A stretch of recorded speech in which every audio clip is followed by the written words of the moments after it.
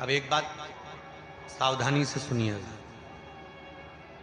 शायद शिव महापुराण के माध्यम से अभी तक ये बात सामने नहीं आई, पर शिव पंचायत कथा में आ रही है।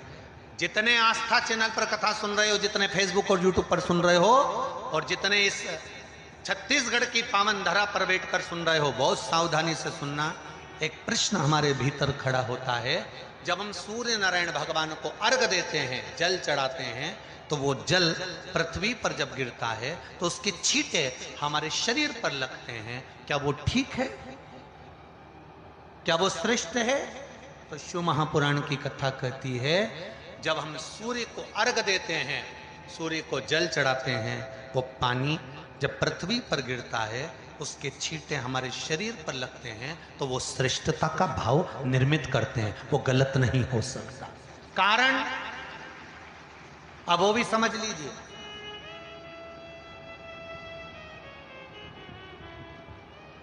अब सूर्य नारायण भगवान को आप जल चढ़ा रहे हो, तो छींटे नहीं लगे, उसके लिए क्या स्टूल पे चढ़ के चढ़ाओगे कि कुर्सी पे चढ़ के चढ़ाओगे?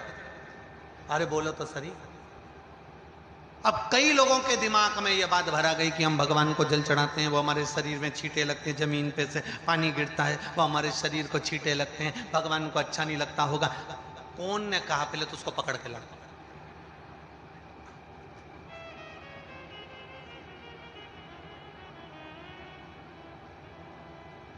क्योंकि मेरे राम जी महाराज, मेरे भगवान कृष्ण,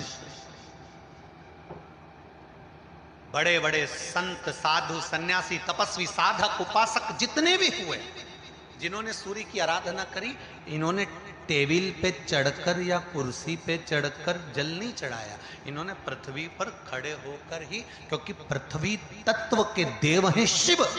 जब हम मृत्यु लोक पर खड़े होकर, पृथ्वी पर खड़े होकर भगवान शंकर का भाग पृथ्वी तत्व को धारण कर कर जल को हाथ में लेकर जब समर्पित करते हैं, और जो जल नीचे गिरता है वो शरीर पर अगर लगता है तो हमको उसका आशीर्वाद ही प्राप्त होता है, दोष नहीं लगता।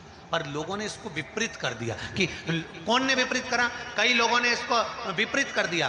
कौन ने विपरीत करा? तो जो दूसरे धर्म के लोग होते हैं, जिनको हिंदू धर्म से नफरत होती है और जो हिंदू धर्म की पूजन, सेवा, अर्चना को समाप्त करना चाहते हैं, वो धीरे धीरे धीरे धीरे कहने लगे कि सूर्य को जल चढ़ाओगे तो शरीर में लगेगा, शरीर में लगेगा तो दोष लगेगा। इसको कह कहकर घर घर में सूर्य को जल चढ़ाना लोगों ने बंद कर दिया कि आप जल चढ़ाएंगे तो दोष लगेगा, शरीर पे छींटा लगेगा, शरीर को ऐसा लगेगा। ये दोष नहीं है। कितनी सुंदर बात है महाराज। सूर्य नारायण भगवान को जब जल चढ़ाया जाता है, हाथ सिर से 8 इंच की दूरी पर होना चाहिए। जम के बोलिए, सिर से कितना ऊंचा होना चाहिए? 8 इंच ऊपर अपना हाथ होना चाहिए मस्तक से सूर्य को जल चढ़ाते समय। और ना चांदी का, ना स्टील का, ना लोहे का, ना प्लास्टिक का, ना कांच का, ना सोने का कोई बर्तन, ना कांसे का, ना एल्युमिनियम का, ना पीतल का, केवल एक पात्र होना चाहिए, वो है तांबे का। काय का पात्र होना चाहिए? तांबे का पात्र। और सूर्य नारायण भगवान को जब 8 इंच ऊपर तुम्हारा हस्त है, और जब हम सूर्य को जल चढ़ा रहे हैं, कैसे जल चढ़ाना है वो भी समझ लीजिए।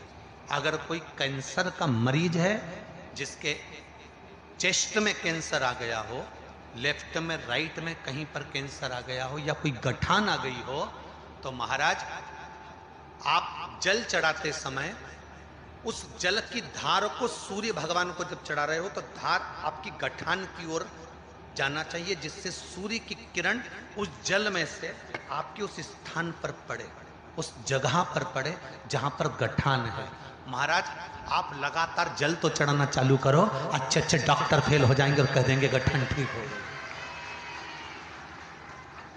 आपका लीवर और किडनी गड़बड़ कर रहा है, आप प्रतिदिन, आपका स्वास्थ्य गड़बड़ रहता है, आप प्रतिदिन ये ज्योतिष शास्त्र के अंतर्गत, रत्न शास्त्र के अंतर्गत ये रत्न शास्त्र, ज्योतिष शास्त्र, रंग शास्त्र जो हमारे यहाँ है, रंगों के हिसाब से ये जितने रत्न होते हैं, माणिक हुआ, मोती हुआ, नीलम हुआ, मूंगा हुआ, पुखराज हुआ, ये क्यों कहते हैं ये पीला है, ये सफेद है, ये नीला है, ये लाल है, इसको शरीर में क्यों पहनाते हैं? उसका कारण होता है कि जब शरीर में पहनते हैं सूर्य की किरण उसमें पड़ती है, हमारे शरीर पर वो कलर का इफेक्ट पड़ता है, उस कलर को शरीर पर लगता है, और शरीर पर लगता है तो हमारा शरीर धीरे धीरे, हमारी जो इंद्रियां हैं वो सही होने लगती हैं, काम सही होने लगता है। तो आप कहते हो ना सब, मैं कौन सा नक पहनूं, मैं कौन सा मोती पहनूं, मैं कौन सा पुखराज पहनूं, मैं कौन सा नीलम पहनूं, वो ज्योतिष शास्त्र के अंतर्गत, रत्न शास्त्र के अंतर्गत जितने रत्न हम पहनते हैं ये केवल उस किरण के लिए ही तो पहनते हैं कि जो सूर्य की किरण मिले,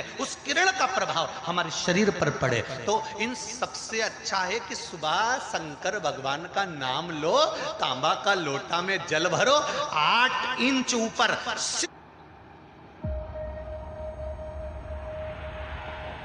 It all started from here.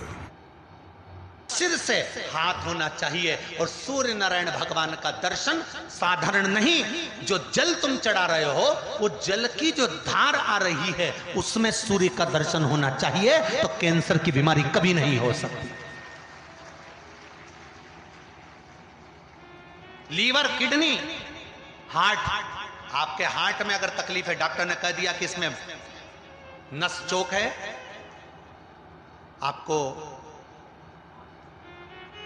कहीं ना कहीं छल्ला डलेगा, आपको कह दिया इसमें कुछ ना कुछ प्रॉब्लम आ रही है, आप सूर्य को अर्घ देना चालू कर दो, सूर्य को जल चढ़ाना चालू कर दीजिए। आप सूर्य को जल चढ़ाओ, वो जल की जो तरंग आ रही है, वो जल जो निकल कर जा रहा है, उसकी जो किरण आपके हृदय पर, आपकी छाती पर पड़ रही है, नाड़ियों में पड़ रही है, नसों में पड़ रही है, उसका बल देखो तो शरीर 1 महीना लगातार चढ़ाओ, तो 15 दिन 20 दिन कर तो देखो। क्यों राम जी महाराज जल चढ़ाते थे, क्यों भगवान कृष्ण जल चढ़ाते थे सूर्य को, क्यों दशरथ जी महाराज जल चढ़ाते थे, क्यों कश्यप ऋषि जल चढ़ाते थे सूर्य को, सारे 33 कोटि देवता, सारे ऋषिवर, साधु संत सन्यासी तपस्वी साधक उपासक सब भगवान सूर्य को अर्घ दिया करते थे। क्यों देते थे, किस लिए?